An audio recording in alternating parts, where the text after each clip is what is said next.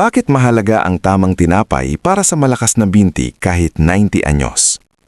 Sa kulturang Pilipino, ang tinapay ay bahagi ng araw-araw na pagkain.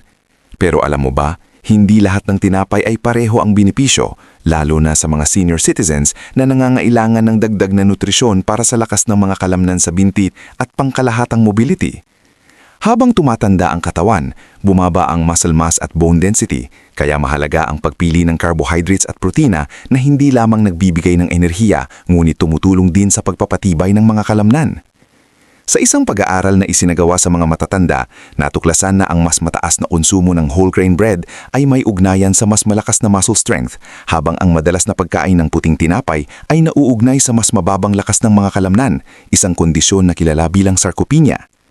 Ang whole grain ay mas mataas sa fiber, B vitamins, magnesium at iba pang nutrients na kritikal para sa metabolic processes at muscle function. Samantalang ang puting tinapay, dahil sa proseso ng pagre-refine, ay nawawalan ng maraming essential nutrients. Kaya hindi sapat na basta kumain ng tinapay, dapat tama ang uri para mapanatiling malusog at malakas ang mga binti kahit sa edad 90. Dito natin tatalakayin ang 6 na uri ng tinapay na hindi lang masarap kundi may kabuluhang nutrisyon para sa senior health. Unang tinapay. Whole grain bread, ang baseline ng malusog na tinapay. Ang whole grain bread ay gawa sa buong butil na hindi tinanggal ang bran at germ, kung saan nakapaloob ang karamihan sa fiber, vitamins at minerals.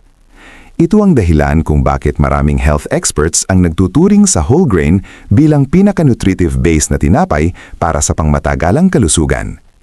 Ayon sa nutrition science, ang whole grain products ay mayaman sa thiamine, riboflavin, niacin, folate, iron at magnesium, mga nutrients na tumutulong hindi lamang sa digestive health kundi pati na rin sa muscle metabolism at energy production na kritikal sa lakas ng binti. Ang fiber naman ay nakatutulong sa control ng blood sugar na mahalaga sa mga senior upang maiwasan ang rapid glucose spikes na maaring magdulot ng fatigue o pagdaba ng lakas ng katawan pagkatapos kumain. Sa konteksto ng research tungkol sa sarcopenia o pag-uro ng mosunas, ang pagpili ng whole grain bread kumpara sa refined white bread ay may mas mababang risk ng muscle weakness o pagbaba ng lakas ng kalamnan sa mga matatanda. Ang isang cross-sectional study ay nagpakita na ang mataas na konsumo ng whole grain bread ay may inversely associated na risk ng sarcopenia. Ibig sabihin, mas maraming whole grain bread sa diet, mas mababa ang posibilidad ng muscle weakness. Ito ay nagpapahiwatig na ang simpleng pagbabago ng uri ng tinapay sa araw-araw na pagkain ay maaaring makaimpluwensya sa tibay ng binti at pangkalahatang vitality ng senior citizens. Pangalawang tinapay. Sprouted grain bread. Nutrient boost na mas madaling tiyakin ng tiyan. Ang sprouted grain bread ay tipo ng tinapay na gawa sa butil na unang pinatubo bago giniling at niluto, kaya mas mataas ang nutrient availability nito kaysa sa ordinaryong whole grain. Sa proseso ng sprouting, ang grain ay naglalabas ng enzymes na nagbabago ng strukturang kemikal ng butil na nagbibigay daan para sa mas madaling absorb ng nutrients gaya ng protein, fiber at micronutrients. Ang resulta, mas maraming vitamins at minerals na maaring makatulong sa muscle repair at maintenance, isang bagay na sobrang importante lalo na sa mga senior na tumatanda na ang kalamnan at buto. Bukod dito, ang sprouted bread ay kadalasang may mas mababang glycemic index na tumutulong sa mas stable na blood sugar at mas sustain na enerhiya pagkatapos kumain. Ito ay malaking tulong upang ang senior ay mas makagalaw, mas makalakad ng hindi agad napapagod at mas mapanatili ang lakas ng kanilang mga binti. Ang sprouted grain bread ay isang mahusay na pagpipilian lalo na kung nais na pagsamahin ang carbohydrate at nutrient-dense source sa iisang pagkain. Sa maraming dietitian recommendations, ito ay itinuturing na isa sa healthiest bread options na maaring idagdag sa araw-araw na diet ng mga matatanda dahil sa nutrient density nito na sumusuporta sa pangkalahatang kalusugan at energy balance. Kung nanonood ka pa rin ng video na ito at nakakatulong sa iyo ang mga impormasyong ito, paki-comment ng numero 2 sa ibabaw para malaman kong nandito ka. At kung hindi ka pa nakasubscribe, inire-recommenda kong mag-subscribe ka at i-on ang bell notification para hindi mo makaligtaan ang mga susunod na videos. Ang iyong suporta ay tumutulong sa amin na makagawa pa ng magagandang content para sa iyo. Ngayon, magpatuloy tayo. Pangatlong tinapay. Oat bread. fiber at micronutrients para sa heart at muscle health. Hindi lahat ng tinapay ay pantay pagdating sa nutrisyon, at dito namumukod tangi ang oat bread. Ang tinapay na ito, na karaniwang gawa sa kombinasyon ng whole oats at whole wheat flour, ay hindi lamang pinagmumulan ng fiber, kundi mayaman din sa mahalagang micronutrients tulad ng magnesium, thiamine, vitamina B1, iron at zinc.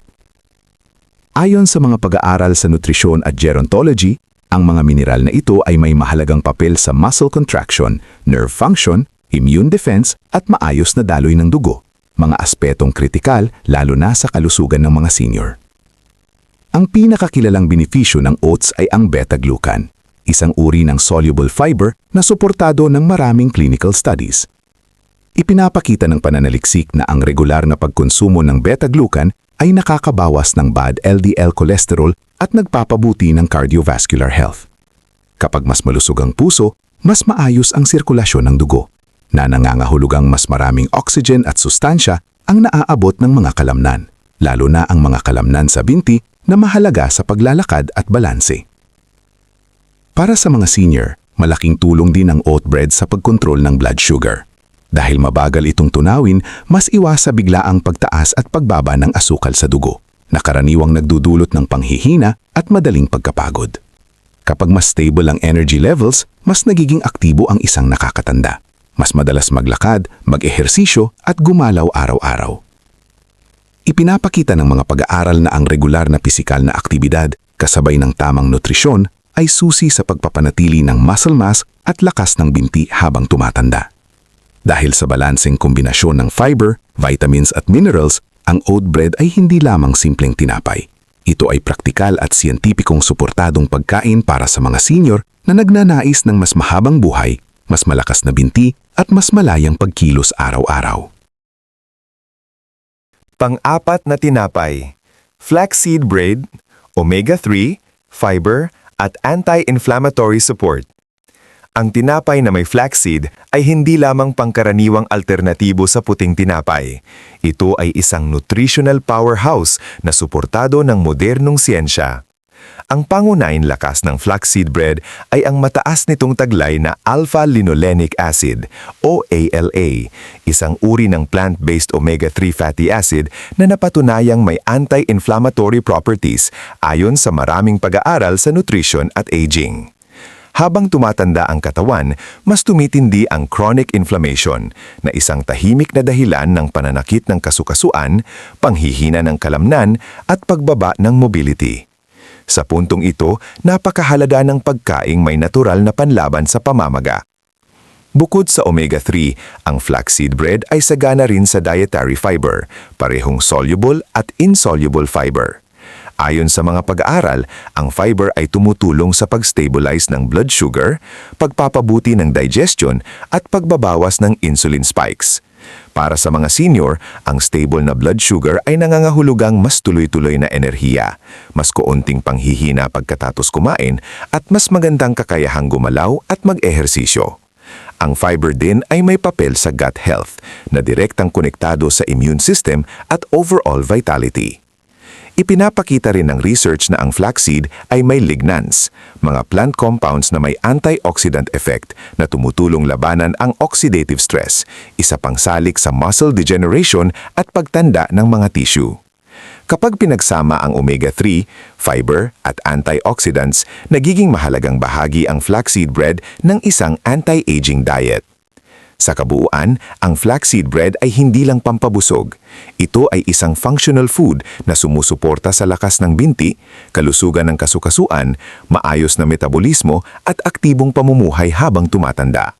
Isang simpleng hiwa ng tinapay, ngunit may malaking ambag sa pangmatagalang kalusugan. Kung nanonood ka pa rin ng video na ito at nakakatulong sa iyo ang mga impormasyong ito, paki-comment ng numero 4 sa ibaba para malaman kung nandito ka.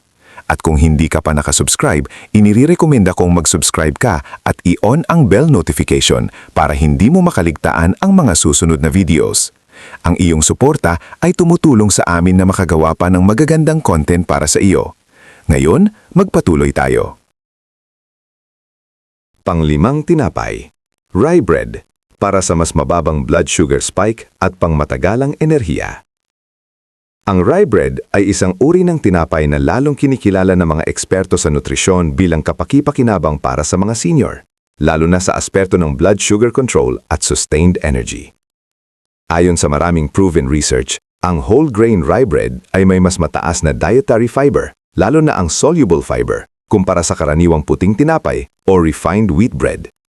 Ang uri ng fiber na ito ay nagpapabagal sa pagtunaw ng carbohydrates, kaya mas dahan-dahan ding tumataas ang blood glucose level pagkatapos kumain. Mahalaga ito para sa mga nakatatanda na may risk sa type 2 diabetes, pre-diabetes o insulin resistance na karaniwang lumalabas habang tumatanda. Ipinapakita ng mga pag-aaral sa Europe at Scandinavia na ang rye bread ay may mas mababang glycemic response, ibig sabihin, hindi bigla ang asukal spike sa dugo. Kapag mas stable ang blood sugar, mas iwas ang senior sa biglaang panghihina, hilo o sobrang pagod matapos kumain. Ang resultang benepisyo nito ay mas tuloy-tuloy na enerhiya na nagbibigay daan sa mas aktibong pamumuhay tulad ng paglalakad, light exercise at araw-araw na gawain na mahalaga sa pagpapanatili ng lakas ng binti at kasukasuan. Bukod sa blood sugar control, ang rye bread ay mayaman din sa magnesium, potassium at iba pang trace minerals na may mahalagang papel sa neuromuscular function. Ayon sa research, ang sapat na magnesium intake ay nakakatulong sa tamang paggalaw ng muscles, pag-iwas sa muscle cramps at pagpapanatili ng balanse, isang kritikal na aspeto para maiwasan ang pagkadapa sa mga senior. Mayroon din itong B vitamins na sumusuporta sa nerve health at energy metabolism. Hindi man tradisyonal sa karaniwang Filipino diet ang rye bread, maari itong maging strategic at matalinong alternatibo sa almusal o merienda, lalo na kung ipapalit sa puting tinapay.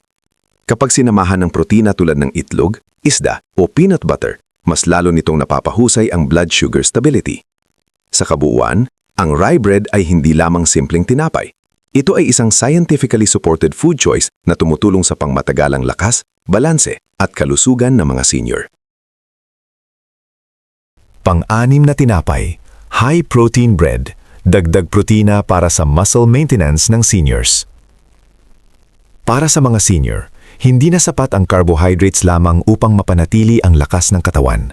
Habang tumatanda, natural na bumabagal ang muscle protein synthesis, dahilan kung bakit mas mabilis ang pagkawala ng muscle mass o sarcopenia.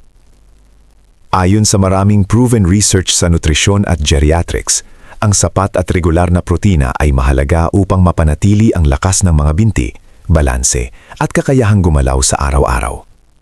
Dito pumapasok ang kahalagahan ng high-protein bread bilang praktikal at madaling idagdag sa pang-araw-araw na pagkain ng senior. Hindi tulad ng ordinaryong puting tinapay na halos carbohydrates lang ang laman, ang high-protein bread ay gawa sa mga sangkap tulad ng legumes, soy flour, seeds, whole grains at pea protein. Dahil dito, mas mataas ang protina bawat slice, minsan doble kumpara sa regular bread. Ayon sa mga dietitians at pag-aaral sa elderly nutrition, ang pagdagdag ng protina sa bawat meal, kahit sa almusal lang, ay malaking tulong para sa muscle repair, recovery at maintenance, lalo na sa mga seniors na hindi na kasing aktibo tulad ng dati. Ipinapakita rin ng mga pag-aaral na ang mga senior na may sapat na protina sa dieta ay may mas mababang panganib ng panghihina ng binti, pagkatumba at pagkawala ng independence. Ang high-protein bread ay ideal, lalo na sa mga senior na hirap ng kumain ng maraming karne o isda. Isang slice ng high-protein bread na may itlog, peanut butter o keso ay sapat na upang makatulong sa pang-araw-araw na protein requirement. Bukod sa protina, kadalasang may fiber, B vitamins, magnesium at zinc ang ganitong uri ng tinapay, mga micronutrients na mahalaga sa muscle function at nerve health. Kapag isinama ito sa balanced meal na may gulay, healthy fats at sapat na tubig, mas napapabuti ang mobility, tibay ng binti at overall strength.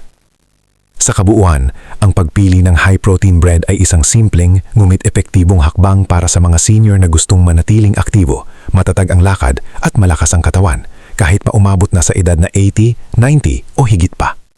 Isang maliit na pagbabago sa almusal, malaking ambag sa kalidad ng buhay.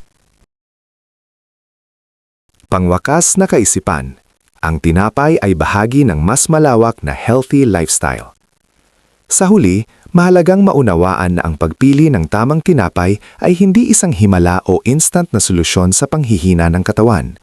Ito ay dapat maging bahagi ng mas malawak at balancing healthy lifestyle na sinusuportahan ng siyensya. Ipinapakita ng maraming pag-aaral sa nutrisyon at gerontology na ang kombinasyon ng tamang pagkain, regular na paggalaw at sapat na protina ay susi sa pagpigil ng sarcopenia o ang unti-unting panghihina ng kalamnan habang tumatanda.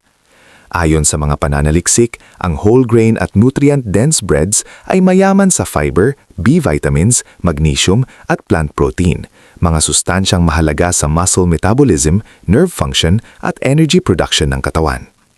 Sa kabilang banda, ang labis na pagkonsumo ng refined white bread ay iniuugnay sa mabilis na pagtaas ng blood sugar at inflammation na maaaring magpabilis ng muscle loss at panghihina ng binti sa mga senior.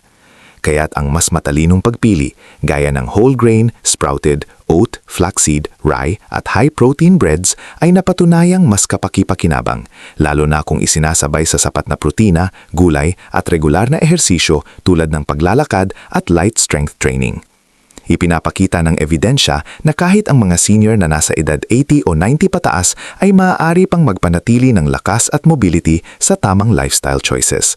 Piliin ang pagkain ng may kaalaman, kumain ng may layunin, at igalang ang kakayahan ng katawan na lumakas kahit sa pagtanda, sapagkat ang malalakas na binti ay pundasyon ng kalayaan, dignidad at mas mataas na kalidad ng buhay.